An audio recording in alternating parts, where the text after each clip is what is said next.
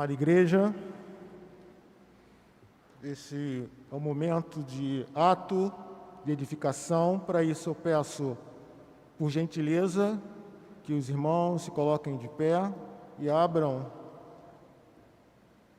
a sua Bíblia, ou ligue a sua Bíblia no livro, na Epístola de Tiago, 1, os versículos de 1 a 4.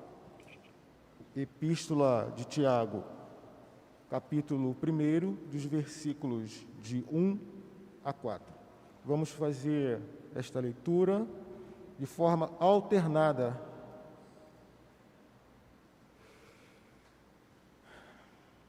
Amém. E diz assim a palavra do Senhor: Tiago, servo de Deus e do Senhor Jesus Cristo, as 12 tribos que se encontram na dispersão, saudações. Meus irmãos, tende por motivo de toda alegria o passardes por várias provações, sabendo que a provação da vossa fé, uma vez confirmada, produz perseverança. Todos. Ora, a perseverança deve ter ação completa, para que sejais perfeitos, íntegros e nada deficientes. Podeis assentar. Meus irmãos, nós hoje, como o pastor falou, nas pastorais, hoje nós iniciamos mais uma série de sermões. Nós já passamos, só pela noite, nós já passamos por Atos de 1 a 5, Atos dos Apóstolos de 1 a 5. Nós passamos pela primeira carta de Pedro, do início ao fim. Passamos pelo livro de Abacuque, do início ao fim. E agora entramos nos próximos 2, 3 meses, nós entraremos profundamente na Epístola de Tiago. A série se chama Mãos à Obra, a alegria da maturidade cristã. Você já deve ter visto isso no seu boletim. Esse é o tema que nós vamos trabalhar. E antes de começarmos, quero convidar você para que abaixe sua cabeça e juntos oremos ao Senhor para que Ele fale conosco pela sua palavra. Senhor Deus, nós te agradecemos porque Tu és um Deus que se revela e nós só podemos ter conhecimento do Senhor por causa disso. Por isso te pedimos, ó Deus, que o Senhor mais uma vez fale aos nossos corações pela Tua palavra. Abra-nos os ouvidos, ilumina-nos a nossa mente. Quebra, Senhor, o nosso coração de pedra e dá-nos um novo coração. De tal forma que, não somente agora, nesse momento da pregação, mas por todos os outros domingos, nós sejamos aqueles que ouvem a Tua palavra e, pela ação do Teu Espírito Santo, aplicam essa palavra nos corações. Ajuda-nos, ó Deus, a sermos homens, mulheres que engrandecem e glorificam o Teu nome. Nós precisamos do Senhor para isso. Fala-nos, ó Espírito Santo de Deus. Em nome de Jesus. Amém. Até o final de novembro nós vamos percorrer essa carta. E a carta de Tiago é muito interessante e eu não poderia deixar de fazer essa pequena introdução antes de começarmos especificamente no texto proposto para essa noite. Ela tem como característica ser uma carta bastante prática. E isso eu acho que faz muito sentido na nossa realidade de hoje, que é muito imediatista, gosta de ter as coisas mais práticas possíveis. Tiago é alguém que propõe, é como um pastor, imagina um pastor que, preocupado com o seu povo, com o seu rebanho, ele se debruça e fala: olha, vem cá que eu quero falar com vocês algumas coisas. Tiago, ele tem um perfil diferente, por exemplo, do apóstolo Paulo, que muitas vezes escreve tratados doutrinários, como a Epístola aos Romanos, como Colossenses. Tiago é alguém mais pastoral, prático, e isso vai ser muito legal da gente perceber, como que ele vai abordando essas questões, diversos temas percorrem a sua carta, e como que isso continua sendo algo palpável para a nossa realidade, mesmo 2000 anos depois dessa carta ser escrita. E nós vamos observar durante a carta de Tiago, que ele faz, muitas vezes, dentro dessa autoridade pastoral, ele faz uso de imperativos, como ordens diretas, dizendo, olha, sejam assim, façam isso. Bem como um pastor que cuida e quer o melhor para o povo ao qual ele pastoreia. Mas nós entramos em algumas questões. Tudo bem que Tiago ele se preocupa com o seu povo, com seus leitores, mas quem é esse Tiago? Por que ouvir a esse Tiago? E a gente precisa entender quem foi que escreveu essa carta, porque o Novo Testamento nos apresenta pelo menos 5 Tiagos, e quais desses, ou se algum desses é de fato o autor dessa carta. Em primeiro lugar, o Novo Testamento nos apresenta 2 apóstolos chamados Tiago. Um, Tiago, filho de Zebedeu. Lá no Evangelho de Mateus, no capítulo 10, nós temos aquele chamado dos 12 discípulos, dos 12 apóstolos, e a gente vai ter, olha, Tiago e João, filhos de Zebedeu. Esse é o primeiro apóstolo, e ele é aquele da música infantil, lembra? Pedro, Tiago, João no barquinho. Ele é o primeiro apóstolo, o primeiro Tiago. Só que ele faz parte de um grupo muito próximo de Jesus. Ele faz parte daquele trio ali que está muito próximo de Jesus sempre. Talvez você pense, então é o apóstolo Tiago que escreve. Só que Atos no capítulo 12, logo no início da caminhada da igreja, diz que o rei Herodes Agripa I passa o fio da espada em Tiago, irmão de João, filho de Zebedeu. Logo, o apóstolo Tiago, próximo de Jesus, não foi quem escreveu essa carta. O outro apóstolo, Tiago, filho de Alfeu, pouco se fala sobre isso. E durante a história da igreja, não há relatos de autoridade apostólica nessa carta. Logo, o outro apóstolo, Tiago, filho de Alfeu, também é descartado como esse autor. Outros 2 são citados de forma muito rápida na Bíblia. O primeiro deles é o Tiago, o menor, e ele é citado como o filho de Maria, não a mãe de Jesus, irmão de José, não aquele que era o esposo de Maria, irmão de José e irmão de Salomé. Mas a Bíblia também pouco fala sobre esse homem, ele não tinha tanta proeminência dentro do colegiado dos discípulos. O quarto deles é registrado como pai do apóstolo Judas, não o Judas Iscariotes, o outro apóstolo Judas. Mas de igual forma, o pai do apóstolo Judas também pouco é citado. Então a gente tem quatro Tiagos até agora. 2 apóstolos, um morreu logo, o outro pouco é citado, o outro é o filho de Maria, irmão de Salomé, pouco é citado. Não tem proeminência, junto com o pai de Judas também, que não é citado. Só que nós temos um outro Tiago, que é descrito na palavra do Senhor como o irmão de Judas, aquele que escreveu a epístola de Judas. E ele é citado como também o irmão, o filho de Maria, mãe de Jesus.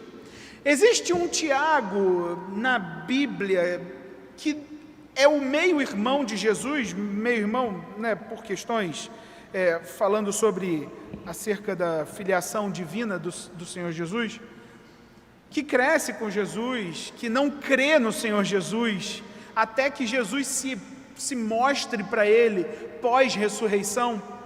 Esse Tiago, que cresce com o Mestre, que passa a sua infância, adolescência, juventude com o Mestre, que não acredita quando ele se apresenta como Messias, Jesus se mostra para ele, como 1 Coríntios nos diz, e Tiago passa a ser um cristão, um servo do Senhor Jesus, que se junta aos discípulos logo no início da narrativa de Atos.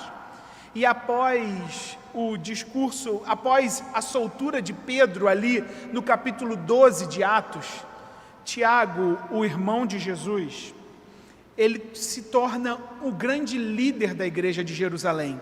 Ele sucede Pedro e ele se torna o grande líder da igreja de Jerusalém. Ele é um dos moderadores do primeiro concílio, registrado também no livro de Atos. E é a esse homem, a esse Tiago, irmão de Jesus, irmão de Judas, aquele que escreveu a epístola, que muito provavelmente, assim, com uma segurança bastante grande, nós podemos dizer que o líder da igreja de Jerusalém, foi quem escreveu sobre isso. Por que isso é importante? Porque Tiago, como um pastor, líder daquela igreja de Jerusalém, Tiago está escrevendo, repara aí no versículo 1 do texto que a gente leu. Se você fechou ou desligou a sua Bíblia, por favor, eu peço que você abra novamente ou ligue novamente. Tiago, ele se apresenta assim como Tiago, servo de Deus e do Senhor Jesus Cristo. E aqui eu queria fazer uma primeira observação. Tiago, vocês lembram que é aquele que cresceu com Jesus, que viu Jesus desde a infância, que certamente brincou com ele, que viu a sua adolescência, a sua juventude. É aquele que de repente, em algum determinado momento, viu seu irmão chegar em casa e dizer: olha, eu sou o Messias prometido. E não acreditou nele. Mas é alguém que recebe a visita de Jesus pós-ressurreição, um dos poucos que recebeu. E como que Tiago se apresenta nessa carta? Tiago, irmão de Jesus, Tiago, o líder da igreja de Jerusalém, Tiago, o grande pastor, a quem vocês devem ouvir, Tiago se apresenta: eu sou Tiago, servo de Deus e do Senhor Jesus Cristo. Isso fica para nós que, mais uma vez, o que a gente pode ter de aprendizado é que nessa caminhada de maturidade, que é muito o foco da carta de Tiago, nessa caminhada de maturidade, nós precisamos reconhecer que o mais alto nível que nós podemos chegar é de sermos chamados servos do Senhor Jesus. Tiago tinha tudo para dizer vários adjetivos sobre si, e ele escolhe um belo: eu sou Tiago, servo do meu irmão não, servo do Senhor. Nós ainda somos servos do Senhor, louvado seja o nome do nosso Deus por isso. Mas por que é importante? Por que eu quis falar sobre isso? Porque Tiago escreve a quem? Está aí no primeiro versículo também: as 12 tribos que se encontram na dispersão. Aqui nós temos um encontro entre duas séries atuais da nossa igreja. A série que o pastor Renato tem pregado pela manhã, Dunamis, é do capítulo 6 até o capítulo 12 de Atos, e nós vimos recentemente a morte de Estevão. E como que a morte de Estevão deu início a uma grande perseguição contra a igreja, e eles precisaram correr. Quando Tiago fala sobre as 12 tribos que se encontram na dispersão, quando esse termo é usado pelas Escrituras, tanto aqui quanto na primeira carta de Pedro, Tiago está escrevendo para aqueles homens, para aquelas mulheres, para aqueles filhos do Senhor, que depois da morte de Estevão se dispersaram, foram dispersos, perderam suas casas, foram oprimidos pelas autoridades. Aqui nós temos um encontro, de manhã você vai saber o que estava acontecendo ali em Jerusalém. Aqui você tem o grande líder da igreja de Jerusalém, escrevendo aos seus irmãos, que antes estavam ali, e agora foram dispersos por causa da perseguição. Que coisa bela, não? Tiago está escrevendo para aqueles que estavam ao lado dele e agora não estão mais. Tiago sabe o que aqueles irmãos estavam sofrendo. Ele sabe que lutas são presentes na vida dos crentes. E talvez você esteja falando, e quando eu comecei a ler essa carta e repensar, desde novembro do ano passado, quando nós sentamos como equipe ministerial para pensar sobre as séries de sermão que nós teríamos esse ano, eu comecei a pensar, Deus, o que o Senhor quer falar tanto conosco a respeito de fidelidade ao Senhor em meio às lutas? Nós já vimos como a igreja de Atos sofreu, e o Senhor amparou. Nós já vimos como 1 Pedro fala sobre uma alegria que excede em muito as lutas. E agora o que Tiago começa dizendo? Irmãos, tenham alegria absoluta quando vocês passarem por muitas provações. Ué, mas espera aí, esse não é aquele Tiago líder? Não é aquele pastor? Aquele homem com coração pastoral? Ué, esse Tiago, ele está fazendo pouco caso das lutas que os irmãos estão passando? O que a gente pode perceber aqui é que a gente sabe o quão difícil é passar por lutas. Eu não preciso ter um dom especial para saber que todos nós passamos por lutas. Você sabe disso. E você sabe que essas lutas são muitas, e Tiago está dizendo, olha, são muitas as lutas mesmo. A gente tem crise nas nossas casas, a gente se depara com dilemas éticos, morais, a gente vive crise política nacional e internacional. Agora nos dá medo as notícias, as ameaças que rondam, os rumores de guerra que surgem. A gente tem problema com os nossos filhos, com mentiras. A gente é perseguido. As pessoas fazem mal contra a gente. Isso não precisa ser crente para passar, todo mundo passa por isso. A gente sabe o quanto dói. E a gente ouve narrativas crescendo nos tempos atuais, dizendo, olha, as lutas servem para te deixar mais forte. Você já viu essas narrativas falaciosas, enganosas? Dizendo, olha, um diamante só é diamante quando ele é levado à última pressão. Então, se você está passando por luta, você vai ser um diamante. Isso é balela. Porque sozinho o homem é engolido pelas suas lutas.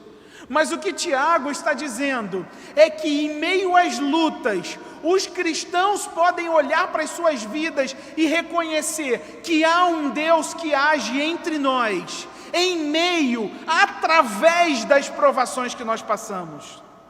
É por isso, depois de toda essa grande e mais necessária introdução, que eu queria conversar com você sobre o tema, como Deus dirige o seu povo através das provações.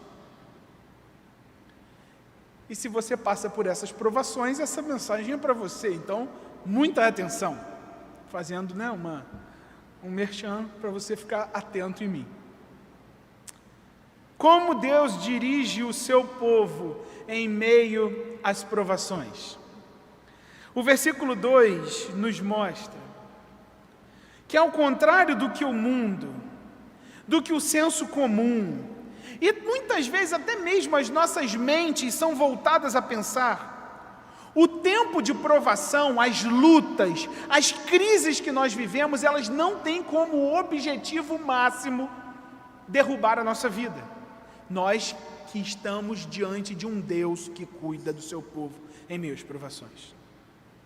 Tiago diz que o tempo de provação é uma porta aberta em direção à alegria. Olha o que ele diz no versículo 2: meus irmãos, tende por motivo de toda alegria o passardes por várias provações. O que Tiago está nos dizendo é, irmãos, não se tornem amargurados pelas adversidades que continuam a surgir na sua vida. se alegrem. Mas por que ele diz isso? É fácil ler isso e digerir isso bem.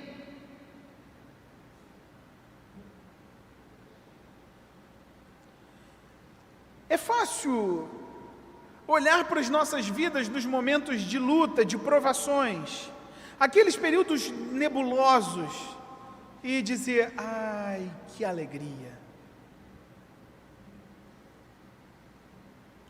Por que Tiago fala sobre isso? Para um povo que ele sabe que está sofrendo, ele sabe que está sendo oprimido, um povo que é chantageado, é ameaçado. Tiago fala sobre essa porta aberta para a alegria em meio às provações, porque a forma como que Deus dirige o seu povo em meio às provações, em primeiro lugar, é dando um novo propósito às lutas dos seus filhos. Eu vou repetir. Deus dirige o seu povo através das provações, dando ao seu povo um novo propósito às suas lutas. Nós não recebemos garantias de existência pacífica na terra. Nós não recebemos garantias de que nós não teremos problema nessa terra. Mas ao contrário daqueles que não têm esperança, em meio aos dilemas da vida, em meio às crises da vida, nós sabemos que o Senhor, através da sua palavra, se revela dizendo: os momentos de provação, os momentos de luta, os momentos de dificuldade do povo de Deus servem como instância principal para que Deus chame o seu povo para si, para que Deus fortaleça a fé do seu povo, para que Deus abençoe o seu povo com um relacionamento com Ele. O que Tiago está dizendo é: irmãos, se alegrem quando vocês passarem por problemas, por dificuldades das mais diversas, por provações das mais diversas, porque Deus usará essas lutas para chamar vocês em direção a Ele. Deus vai provar a fé de vocês, Deus vai chamar e se apresentar como aquele que é possível de ser confiado. Deus cuida do seu povo em meio às suas lutas, chamando-os para si, dizendo: olha, essas lutas, elas não servem para acabar com você, não, servem para te deixar mais próximo de mim. As crises financeiras que nós atravessamos, os conflitos familiares, os dilemas éticos de nossa nação, as traições que nós enfrentamos, cada uma das muitas provações, e você pode acrescentar o que você vive, são em Deus ferramentas para aprimorar a nossa fé e nos aproximar do nosso Salvador. Isso nos faz ter a certeza que as lutas, que as provações, elas não estão fora do controle da soberania de Deus. O passar por problemas não indica que Deus não está agindo. O crente é purificado, tem a sua fé renovada, tudo isso ao passar por essas lutas. Isso não faz de nós um povo que cruza os braços e espera a luta passar. Mas também não significa um povo que tem idolatria ao sofrimento, sabe? Um povo que tem prazer de sofrer. Uau, como nós estamos sendo perseguidos, que coisa boa é isso. Não é isso que Tiago está dizendo.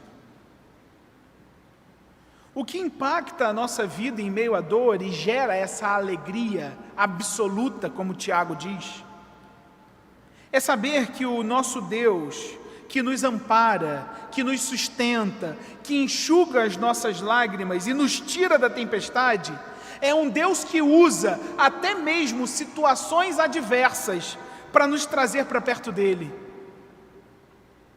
Você está em crise? Você está enfrentando alguma provação?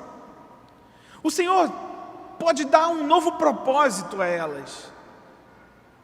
Isso não é para te derrubar, não é para te punir, não é para te causar dor. é para fortalecer a sua fé, talvez seja para diminuir o seu ego, exercitar mais a sua confiança nele, é para que você aprenda a depender mais dele do que talvez da aprovação do seu marido ou da sua esposa. É para você talvez aprender a se contentar somente nele e na sua presença. O que os dilemas políticos que nós enfrentamos no nosso país podem nos ensinar? O que essas crises, amizades que são derrubadas, brigas que não param de ser iniciadas nas redes sociais, o que isso tudo nos ensina? Talvez pode nos ensinar, meus irmãos, tende por motivo de alegria passar por isso, porque vocês vão reconhecer no final que político nenhum pode ser o salvador da pátria, porque já há um salvador sentado no trono. É um bom ensinamento. Imagina a igreja do Senhor se levantar no Brasil todo dizendo: político nenhum é o salvador, há um rei sobre nós e esse rei é Jesus Cristo. É um bom ensinamento, uma boa crise para a gente passar. E quando a gente olha para o exterior, o bombardeio, ameaças de guerra, o que a gente pode perceber? Um país riquíssimo, lutando contra situações terríveis que levam à morte de várias pessoas. O que a gente pode saber? Que talvez o príncipe da paz precisa reinar entre nós, porque o dinheiro não garante paz para ninguém. É um bom ensinamento, vai. Eu peguei esses exemplos atuais e fáceis de fazer essa ligação, para dizer que as nossas crises, as nossas provações, as nossas lutas são usadas por Deus para nos aproximar dEle. Irmãos, tem um motivo de muita alegria o passar por provações diversas. Que Deus é esse? Que Deus é esse? Que até mesmo em meio às nossas lutas nos chama para perto de si. Que Deus é esse? Como Deus dirige o seu povo pelas provações? Em primeiro lugar, Ele dá às nossas lutas um novo propósito, o fortalecimento da nossa fé. Mas o texto continua e o versículo 3 diz o seguinte: sabendo que a aprovação da vossa fé, uma vez confirmada, produz perseverança. É bom saber que é possível se alegrar em meio às lutas, não é? Por mais difícil que seja, não estou dizendo que é um passe de mágica, que a gente vai sair daqui e vai apertar um botão e tudo bem, o passar por várias provações. E é justamente esse longo processo que Tiago descreve no versículo 3. Porque saber que Deus usa as nossas lutas para refinar a nossa fé não é tudo sobre a bondade de Deus em meio às lutas. Tiago, no versículo 3, diz que a provação da fé produz perseverança. Ele descreve aqui um movimento contínuo de um pai que investe tempo para cuidar de seu filho, e para ensinar, e para dizer: olha, é assim que funciona, você pode confiar em mim. O termo perseverança aqui, ele é equivalente à paciência. Ou seja, o que Tiago está dizendo no versículo 3 é que o refino da nossa fé pelas provações se dá num processo contínuo de Deus, nos sustentando em perseverança. Não é possível desenvolvermos paciência, perseverança de uma hora para outra. Aqueles que lidam com crianças sabem do que eu estou falando. A gente viu aqui, vocês oraram pela vida da Antônia, que amanhã vai fazer 1 ano. E é uma boa ilustração falar sobre isso, porque a gente sabe que a repetição é a chave para que elas vão entendendo as coisas da vida. E eu e a Letícia, por várias vezes durante o dia, repetimos sempre a mesma frase: Antônia, vamos orar ao nosso Deus, junta as mãozinhas, feche os olhos. Isso parece que entra por um ouvido e sai pelo outro. Mas quantas vezes a gente já ouviu a palavra do Senhor dizendo: filho, filha, as lutas de vocês fortalecem a fé. Filho, filha, as dores que vocês passam te aproxima de mim. Porque o Senhor usa um longo processo, através desse refino da nossa fé. E essa é a segunda certeza que nós temos: como Deus dirige o seu povo através das provações. Em segundo lugar, o Senhor nos sustenta em perseverança. Edith Schaeffer, no seu livro chamado Aflição, ela fala um pouco sobre esse processo. E ela diz assim: quando nós somos lançados em tristeza, tragédia pessoal, série de aflições, nós temos a oportunidade maravilhosa de confiar no Senhor e no seu amor, pedindo o seu auxílio para sermos pacientes de modo crescente e de um jeito que aumenta a cada ano através dos anos da nossa vida. É assim que Deus cuida de nós. Luta após luta, provação após provação, lágrima após lágrima, choro após choro. A sua ação na nossa vida vai desenvolvendo paciência, perseverança em cada um de nós. Nós confiamos em Deus como fonte de auxílio. A boa notícia é que em meio às lutas, há um Deus que continua a nos fazer perseverar. Nós não estamos abandonados. É bom saber que as lutas não vão nos engolir. É bom saber que as nossas crises financeiras, elas não são o ponto final da nossa vida. É bom saber que a dor do luto, o Senhor traz consolo para a dor do luto. É bom saber que há esperança, que há alegria pela manhã após uma noite de choro. É isso que nós cremos quando nós falamos sobre perseverança dos santos. Quando nós falamos sobre perseverança dos santos, nós não estamos falando de um povo forte, que aprendeu, luta após luta, a se desenrolar bem, e agora vive tranquilo, custe o que custar. Não. É porque um Deus forte sustenta o seu povo que é fraco e os faz perseverar até o final. As provações para o cristão não nos derrubam jamais, porque o Senhor é quem nos sustenta. Como Deus dirige o seu povo através das provações? Em primeiro lugar, dando um novo sentido às nossas lutas, o refino da nossa fé. Em segundo lugar, sustentando-nos em perseverança. Nós caminharemos até o final com o Senhor, porque há um Deus sobre nós. Mas Tiago entra no versículo 4, e o último versículo dessa noite, e fala o seguinte: ora, a perseverança deve ter ação completa, para que sejais perfeitos e íntegros, em nada deficientes. Tiago afirma que a provação, ela produz perseverança, produz paciência. Pois, se Deus não nos provasse, se não houvessem essas lutas, nós não teríamos paciência, nós não seríamos perseverantes em suportar os males. É isso que Tiago fala nesses versículos.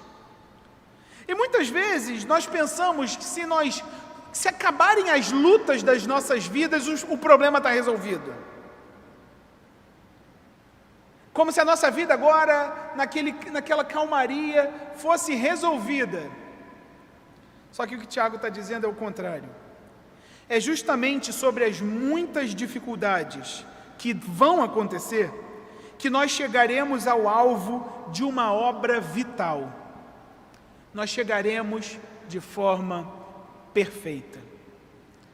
Ora, a perseverança deve ter ação completa, para que sejais perfeitos e íntegros, em nada deficientes. Como Deus dirige o seu povo em meio às provações? Em terceiro lugar, aperfeiçoando o seu povo em meio às suas fragilidades. Aqui o termo perfeito no grego, ele se aproxima com a palavra alvo. Por isso que eu falei sobre as provações nos apontarem para o alvo. A obra do Senhor é ao mesmo tempo condizente com o alvo que nós temos. Isso significa que a nossa vida, em meio a essas lutas, sendo refinadas, sendo sustentadas em perseverança e sendo aperfeiçoadas nas nossas fragilidades, ela não tem como objetivo simplesmente algo para ser exibido na nossa lápide quando nós aqui nos despedirmos dessa terra, como, uau, como ele era um crente exemplar. Mas que tem como objetivo que um dia, quando nós chegarmos na presença do Senhor, Ele abrir os braços diante de nós e dizer: muito bem, servo bom e fiel. Você foi fiel no pouco, sobre o muito eu te colocarei. Entra no gozo do teu Senhor.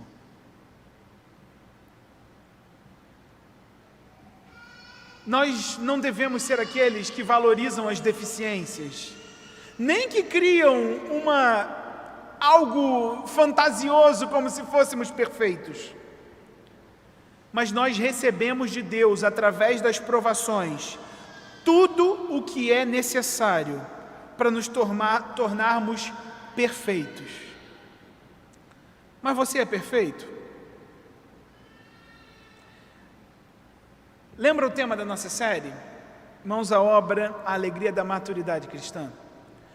Quando nós vemos a palavra perfeito e íntegro dentro do contexto de Tiago, e muito também dentro do contexto de Paulo, o que eles têm como direção é que a caminhada cristã é uma caminhada de amadurecimento. Lembra? A perseverança produz paciência. As provações produzem paciência, e a paciência, ela gera um amadurecimento, para que sejais perfeitos. A nossa caminhada é uma caminhada de amadurecimento, e as provações são a forma com que Deus usa para nos aproximar do que Ele tem para nós como seus filhos. Nós devemos suportar as provações com alegria. Por quê? Porque elas servem para refinar a nossa fé, porque elas são um exemplo de que Deus nos sustenta em perseverança, e elas nos mostram que Deus nos aperfeiçoa em nossas fragilidades. Assim o texto encerra: as lutas não são sinais da ausência de Deus, mas nós podemos nos portar diferente em meio às provações. A pergunta que eu sempre faço no final da pregação é a mesma: o que tudo isso tem a ver com você? Diante das lutas e provações que são inevitáveis, existem duas opções de comportamento que você pode escolher. A primeira delas é desconsiderar Deus da equação. E você pode escolher lidar com as lutas pelas suas próprias forças. Você pode seguir os ditos populares que dizem: você é forte, você nasceu para vencer.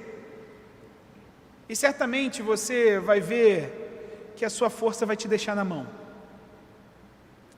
Ou então, se você desconsiderar Deus, você pode cruzar os braços e dizer: a vida é isso mesmo. Nós estamos caminhando para esse fim. No entanto, o que Tiago está dizendo é que essa não é a única forma de olhar para a vida diante das provações.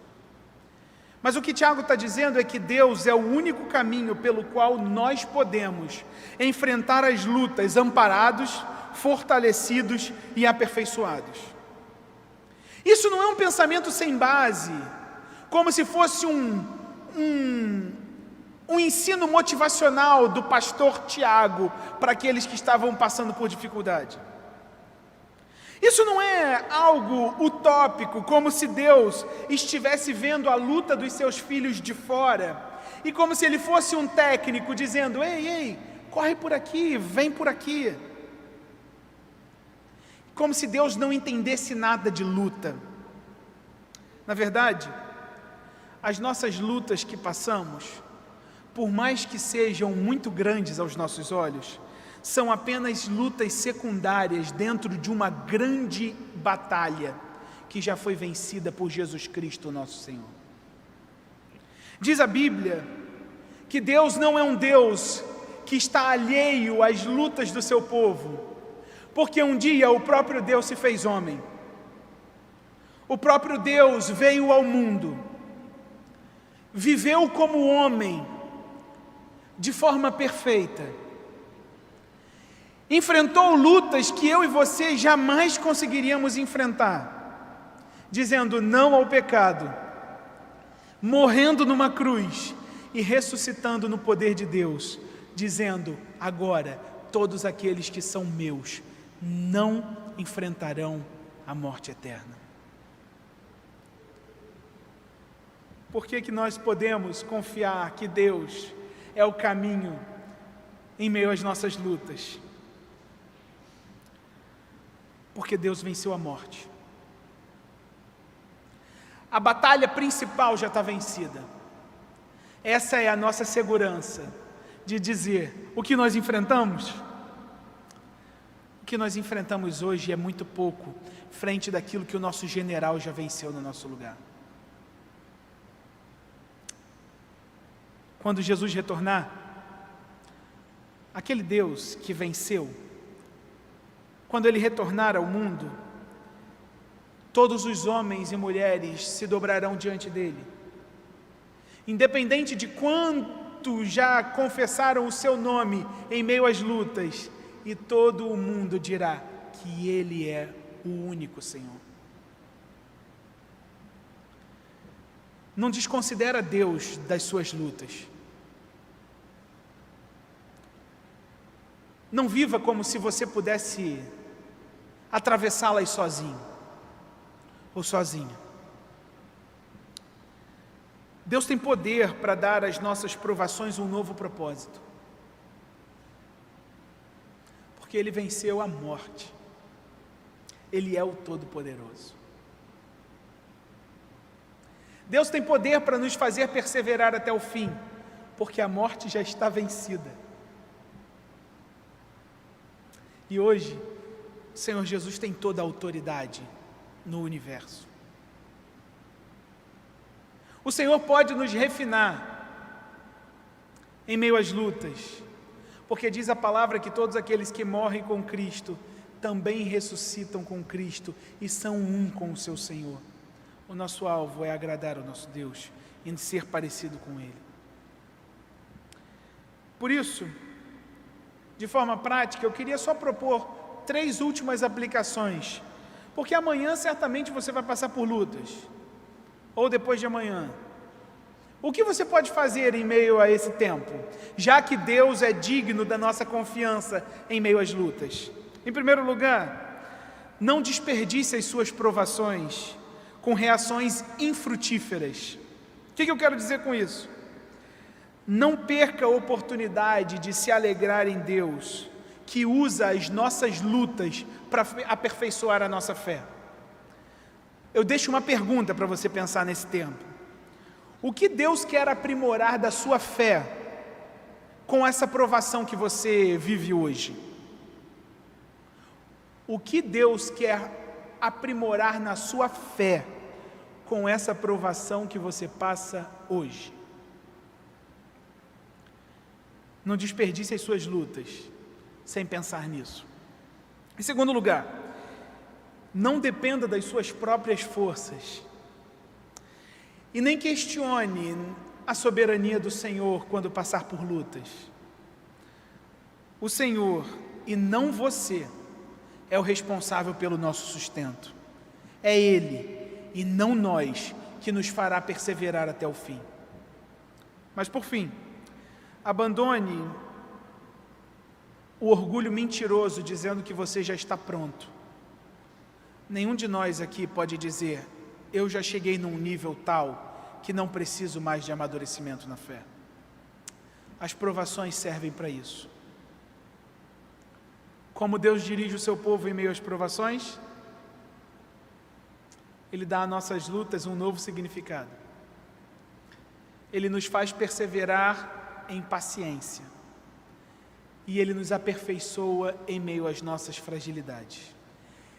Que Deus é esse que cuida do seu povo, até mesmo quando eles sofrem. Mãos à obra. A alegria da maturidade cristã está em olhar para Deus como Senhor, na bonança e nas provações. Que Deus nos dê tempos maravilhosos de debruçar sobre a palavra do Senhor. Irmãos, mãos à obra.